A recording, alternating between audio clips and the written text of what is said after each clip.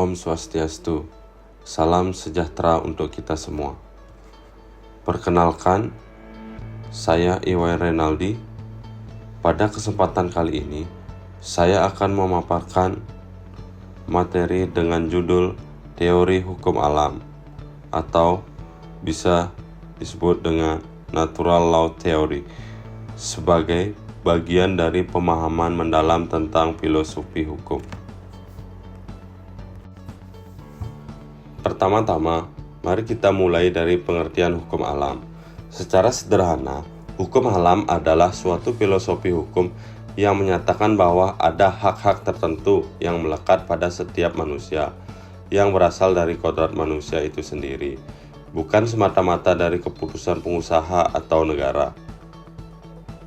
Hukum alam ini dipandang sebagai, yaitu yang pertama, hukum yang berlaku universal, yang kedua, dipahami melalui akal budi manusia, yang ketiga, mengandung prinsip-prinsip material hukum yang tidak bergantung pada kemauan manusia, yang keempat, serta menjadi dasar moral dan etika yang lebih tinggi kedudukannya daripada hukum positif.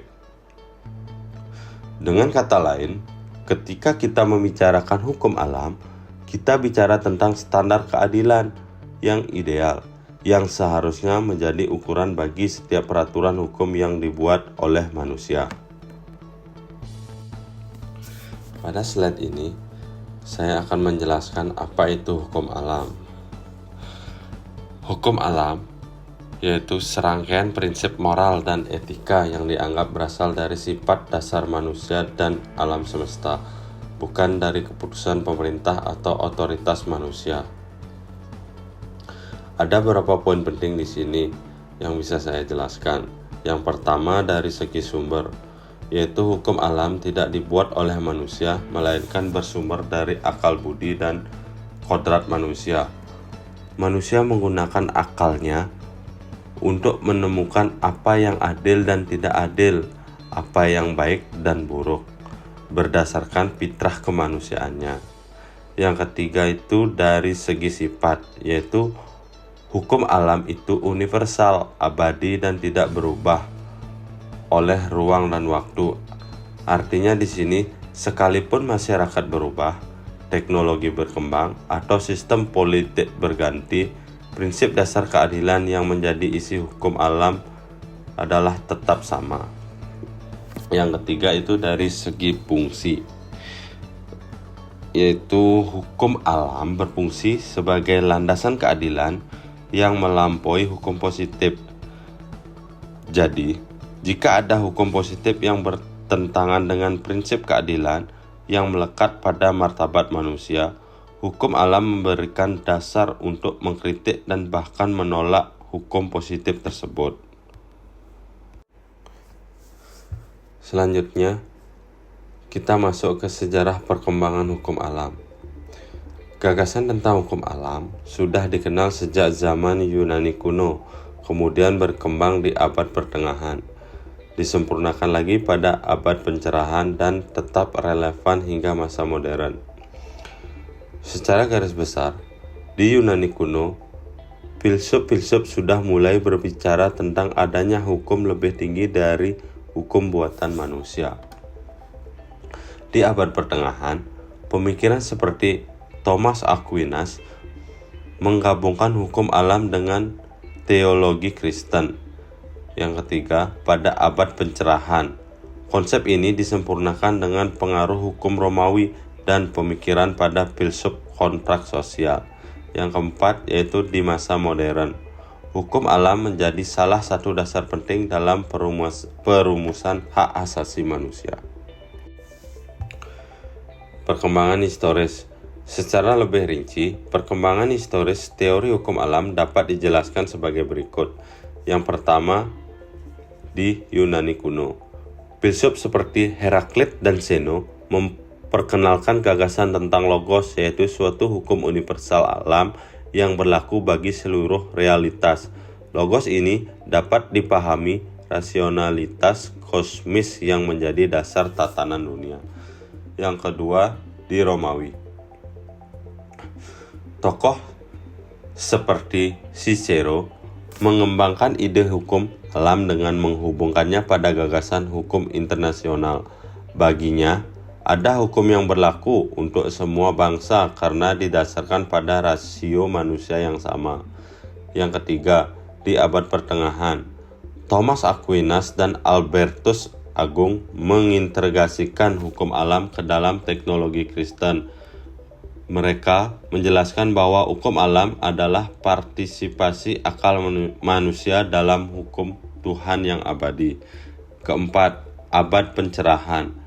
Filsuf seperti John Locke, Jean-Jacques Rousseau, dan Thomas Hobbes menggunakan konsep hukum alam untuk menyusun teori kontrak sosial. Dari sini lahir ide bahwa kekuasaan negara harus dibatasi oleh hak-hak alamiah manusia.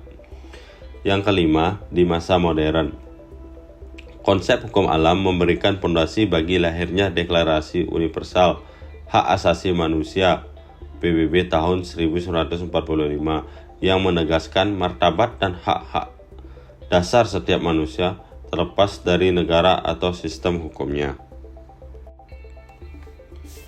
Tokoh-tokoh utama teori. Dalam perkembangan teori hukum alam, ada beberapa tokoh utama yang sangat berpengaruh, yaitu yang pertama Aristoteles, yang kedua Thomas Aquinas, yang ketiga Hugo Grotius. Masing-masing tokoh ini memberikan kontribusi yang berbeda terhadap pemahaman hukum alam. Kontribusi tokoh utama. Yang pertama, Aristoteles membedakan antara hukum alam dan hukum positif. Hukum alam dipahami sebagai hukum yang universal dan tidak bergantung pada pandangan subjektif atau negara, sedangkan hukum positif adalah aturan yang dibuat manusia berlaku di tempat dan waktu tertentu. Yang kedua, yaitu Thomas Aquinas mengembangkan suatu piramida hukum, di mana puncaknya terdapat hukum abadi Tuhan. Menurutnya, hukum alam adalah partisipasi makhluk rasional, yaitu manusia, dalam hubungan abadi tersebut. Aquinas juga membagi hukum menjadi beberapa tingkatan yang akan dijelaskan nanti. Yang ketiga, Hugo Grotius dikenal sebagai salah satu bapak hukum internasional modern. Ia meletakkan dasar bahwa hukum internasional harus didasarkan pada prinsip-prinsip hukum alam yang rasional, sehingga dapat mengikat berbagai negara meskipun berbeda agama maupun budaya. Berikutnya kita masuk ke karakteristik utama hukum alam. Secara umum, hukum alam memiliki ciri-ciri sebagai berikut. Yang pertama, bersifat universal, yaitu berlaku di mana saja dan untuk siapa saja. Yang kedua, bersifat permanen, tidak berubah oleh perkembangan zaman. Yang ketiga, bersifat moral, yaitu berakal pada keadilan dan etika universal. Yang keempat, bersifat rasional, yaitu dapat dipahami melalui akal manusia. Keempat karakteristik ini membedakan hukum alam dari hukum positif yang seringkali terkait konteks politik dan sosial tertentu. Jika dijabarkan lebih jauh, yang pertama, universal. Hukum alam berlaku bagi semua manusia tanpa membedakan agama, ras, budaya, atau kewarganegaraan. Misalnya, larangan membunuh orang tak bersalah dipandang sebagai suatu yang salah di hampir semua kebudayaan. Yang kedua, yaitu permanen. Hukum alam tidak tergantung pada perubahan zaman, teknologi, atau kebijakan politik. Nilai seperti keadilan, kejujuran, dan penghormatan terhadap martabat manusia tetap relevan di setiap masa. Yang ketiga, moral, yaitu hukum alam berakal pada prinsip etika tertinggi. Ia tidak hanya bertanya apa yang berlaku, tetapi juga apa yang seharusnya adil dan benar. Yang keempat, yaitu rasional. Hukum alam dapat dipahami melalui akal sehat. Artinya di sini manusia yang menggunakan rasionalitasnya secara wajar dapat menyadari bahwa beberapa tindakan seperti menyiksa orang tak bersalah adalah bertentangan dengan hukum alam. Sekarang kita masuk ke konsep yang sangat penting dalam teori hukum alam, yaitu piramida hukum menurut Thomas Aquinas. Dalam piramida ini terdapat beberapa tingkatan hukum, yaitu hukum abadi, hukum alam, hukum ilahi, dan hukum positif. Setiap tingkatan memiliki kedudukan dan fungsinya masing-masing, namun tetap saling berkaitan. Thomas Aquinas mengklasifikasikan hukum menjadi 4 jenis. Yang pertama itu hukum abadi. Hukum abadi adalah kehendak Tuhan yang menata seluruh alam semesta. Semua tatanan kosmis, termasuk hukum alam fisika maupun tatanan moral, berada di bawah hukum abadi ini. Yang kedua, yaitu hukum alam, adalah partisipasi makhluk rasional, yaitu manusia, dalam hukum abadi tersebut melalui akal budi. Manusia dengan akalnya dapat menangkap sebagian dari hukum abadi dalam bentuk prinsip-prinsip moral. Yang ketiga, hukum ilahi, yaitu hukum yang dinyatakan secara khusus melalui wahyu Tuhan. Dalam konteks Kristen misalnya, ini merujuk pada hukum yang tertulis dalam kitab suci yang mengarahkan manusia kepada keselamatan spiritual. Yang keempat, hukum positif, yaitu ketentuan hukum yang dibuat oleh pengusaha atau masyarakat seperti undang-undang, peraturan pemerintah, dan sebagainya. Menurut Aquinas, hukum positif yang baik seharusnya sejalan dengan hukum alam. Jika bertentangan, maka secara moral hukumnya problematis. Selanjutnya, penting untuk melihat perbedaan antara hukum alam dan positivisme hukum. Secara garis besar, hukum alam yaitu berasal dari kodrat manusia, bersifat universal dan abadi, melampaui keputusan pengusaha, menjadi standar keadilan ideal. Positivisme hukum yaitu merupakan ciptaan manusia, lahir dari keputusan sosial politik, bersifat sementara dan dapat berubah, bergantung dan otoritas yang sah, fokus pada kepastian aturan dan kepatuhan. Perbedaan fundamental antara kedua aliran ini dapat dilihat dari beberapa aspek. Yang pertama, dari segi sumber hukum. Hukum alam bersumber dari kodrat dan akal manusia, sedangkan positivisme melihat hukum sebagai hasil dari kehendak penguasa atau lembaga pembentukan undang-undang. Kedua, dari segi perubahan. Hukum alam dipandang permanen, tidak berubah, sedangkan hukum dalam perspektif positivisme dapat diubah sesuai kebutuhan sosial, politik, dan ekonomi. Yang ketiga, dari sudut kriteria keabsahan. Dalam hukum alam, suatu aturan dianggap sah jika sesuai dengan prinsip keadilan yang lebih tinggi. Dalam positivisme hukum, suatu hukum dianggap sah jika dibentuk melalui prosedur formal yang benar, meskipun isinya mungkin diperdebatkan secara moral. Yang keempat, dari segi alasan ketaatan. Dalam hukum alam, di sini ketaatan muncul karena kesadaran moral bahwa aturan tersebut adalah adil dan benar.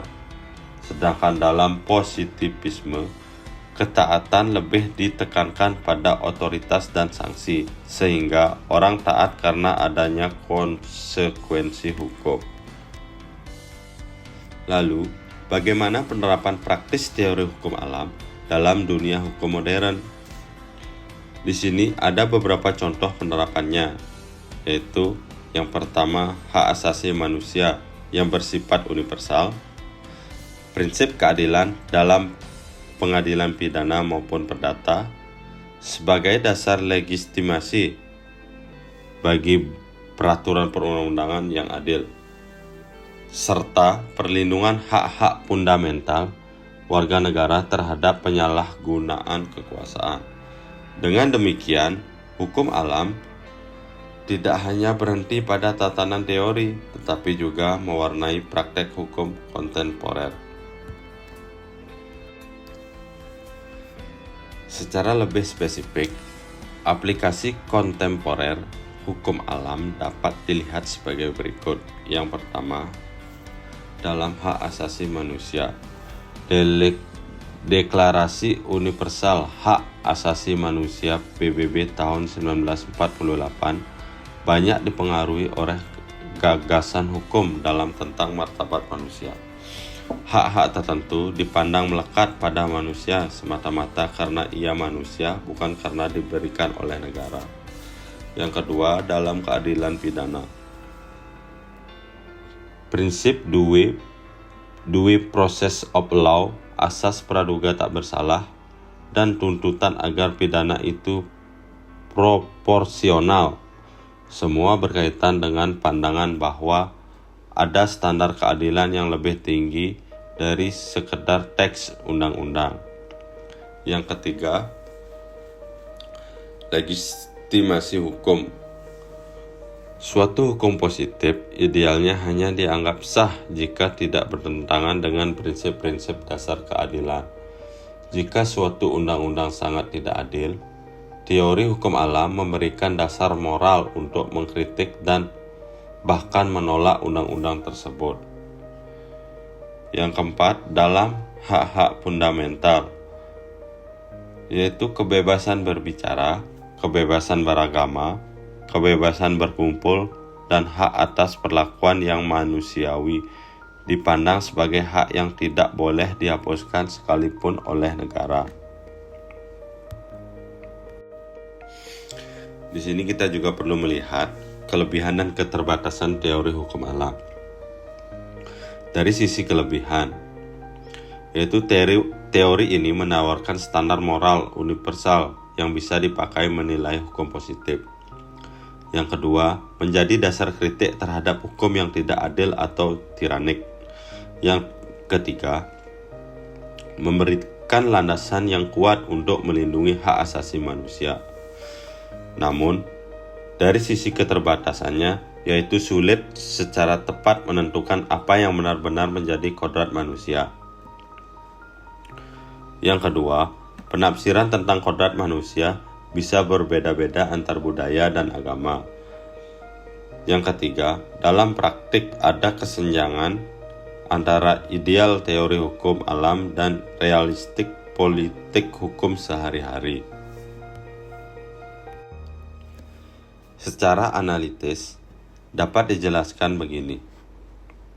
Kelebihan teori hukum alam yaitu yang pertama, ia memberikan fondasi etika yang kokoh bagi sistem hukum, sehingga hukum tidak sekedar menjadi alat kekuasaan. Yang kedua, ia menjadi alat resistansi terhadap tirani karena penguasa tidak bisa begitu saja mengesahkan hukum yang sewenang-wenang. Yang ketiga, klaim universalitasnya membuat teori ini relevan melampaui batas budaya dan negara. Namun ada juga keterbatasannya, yaitu pendefinisian kodrat manusia tidak selalu mudah dan sering mengundang perdebatan filosofis yang panjang. Yang kedua, masyarakat yang berbeda budaya bisa memiliki pemahaman berbeda tentang apa yang dianggap sebagai hukum alam. Yang ketiga, seringkali terdapat gap atau jurang antara ideal keadilan menurut hukum alam dengan praktik penegakan hukum di lapangan yang dipengaruhi oleh kepentingan politik, ekonomi, dan sebagainya. Meskipun demikian, justru melalui ketegangan inilah hukum alam tetap menjadi sumber inspirasi dan bahan koreksi bagi perkembangan hukum positif. Sebagai kesimpulan, dapat ditegaskan bahwa teori hukum alam menawarkan fondasi etika universal bagi setiap hukum yang adil dan bermoral. Teori ini menegaskan bahwa prinsip-prinsip keadilan yang bersumber dari kodrat manusia dan akal budi yang mampu melampaui keputusan pengusaha dan produk hukum positif.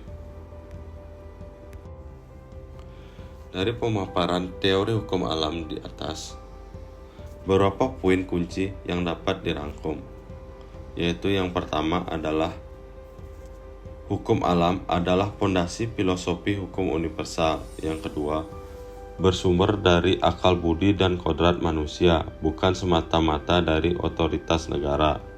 Yang ketiga, menyediakan standar kritik terhadap hukum positif yang tidak adil. Yang keempat, menjadi dasar historis bagi lahirnya Deklarasi Universal Hak Asasi Manusia.